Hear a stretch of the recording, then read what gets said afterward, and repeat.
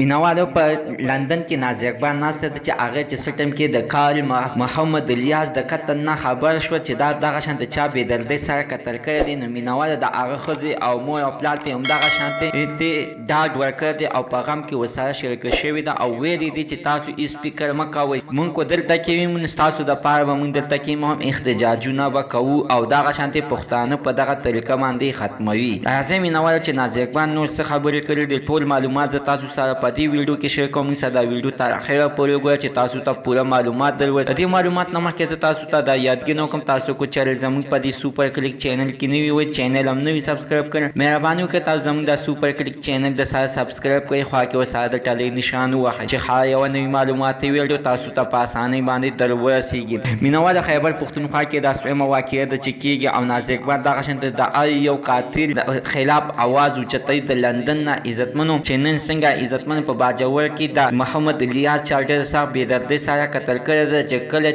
چې په لندن کې نازي اقبال دغه ویډیوګانې وکتلې او په سرو سترګو باندې په ژړا شول او د ډېره د غمه بیا پلي ویډیو باندې راغلی او د محمد الیاس مور او پلار او ښځې ته یې ډاډ ورکړو، ورته ویل چې تاسو هېڅ فکر مه کوئ، دغه یو محمد الیاس مړ شوی، دغسې ډېر محمد الیاسان به پیدا بشي او دغه د خلاف خلکو به آواز به اوچتوي. مینوالو دوی اوس دغه شانتې نازي اقبال دوی سره په غم کې شریکه ده او ویلي دي چې دغه شانتې د دې نه مخکې په سخاکوټ کې هم محمد زاده چارټر صاحب بې دردۍ سره قتل کړی چې دغه شانتې دغه خلکو آواز اوچت کړو، هغه قاتلان یې ګرفتار کړو. انشاءالله تعالی دغه شانتې یو لاس یو موټی شي او دغه شانتې د